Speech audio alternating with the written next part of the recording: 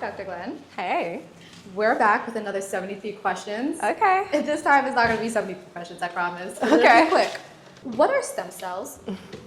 Stem cells are, they're in all of our bodies. They're in your body right now. They're in all of your organs and tissues. And their job is to detect when damage has occurred in the environment. And then they wake up and they can turn into the tissue that needs to be repaired. And they also release signals in the environment so that surrounding tissues and stem cells can also help to repair the damage that has occurred as well. Got it. What are exosomes? Exosomes they're found in stem cells. They're also found in your cells as well. And they're vesicles that have messages, and they release different messages to reduce inflammation in the body and to also promote regeneration and healing. How are stem cells harvested? They can be harvested many different ways. Specifically, the stem cells I use are derived from human umbilical cord and placental tissue.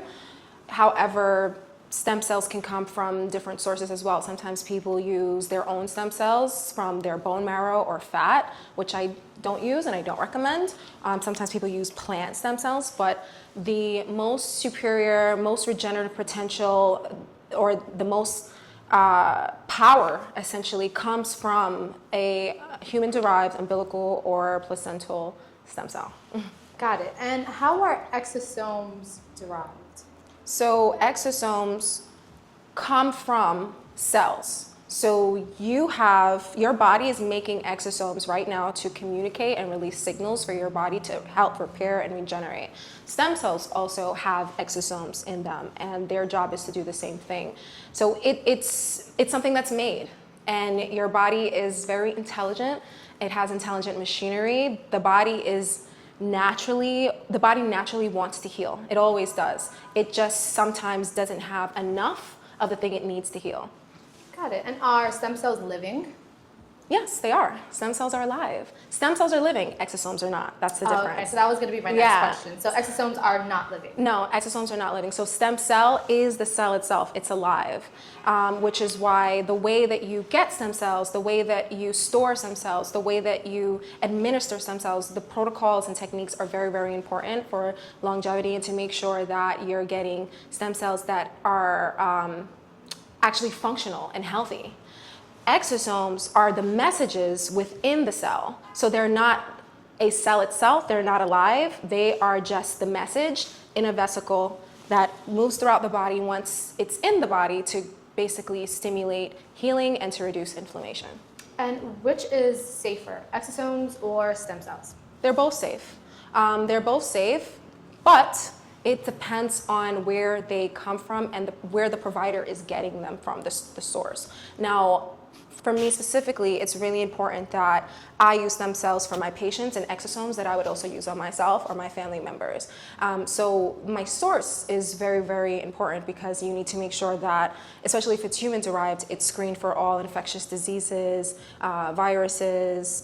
You want to make a few extra steps that we also highlight is making sure that our patients don't smoke, they don't do drugs, they don't drink alcohol, they don't have tattoos.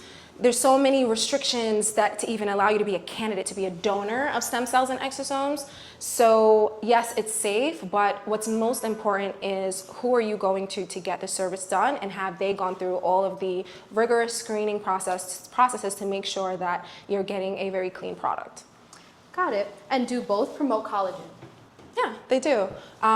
And the reason being is because, as I mentioned, the stem cell is going to an environment and detect what's missing or what needs to be repaired or what has been damaged. So the stem cell itself has potential to turn into the types of tissues, the type of cells and tissues that are needed in the environment. But most importantly, it's going to signal the surrounding area to heal.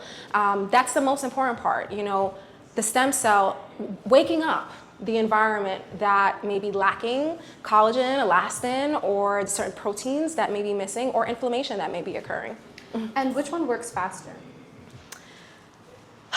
They both work very fast. And the reason being is because the stem cell has exosomes in it, and then exosomes can be given on its own. So the most superior form of a regenerative treatment and the one that works the fastest, they both work pretty fast. The question that I would recommend that you ask is which treatment actually lasts longer. and you actually have a longer treatment time with stem cells versus just exosomes by itself. The reason being is because exosomes are just the packaged vesicle. It is going throughout the body, it's reducing inflammation, it's promoting regeneration, but once the vesicle's gone and the signal's made, it's done. With the stem cells make a new home. They find a home where they belong, and they continue to release those exosomes for months on end, sometimes even up to a year. So sometimes people get a stem cell treatment and they don't need another one for 12 months or more. But with exosomes, you need to continue to receive exosomes in order to keep the benefits ongoing in the body. Got it. And last question, can I combine both treatments? Absolutely. So I recommend combining both treatments. The stem cell has the machinery, has the tools, and then the exosomes help to amplify it. So although stem cells have exosomes in it, when you give 35 or 350 billion exosomes with the stem cell, it basically just helps to amplify the benefit of the stem cell. So they really do work well synergistically or together, and I recommend doing it that way if you could. Amazing. Thank you. You're welcome. Bye-bye. Bye.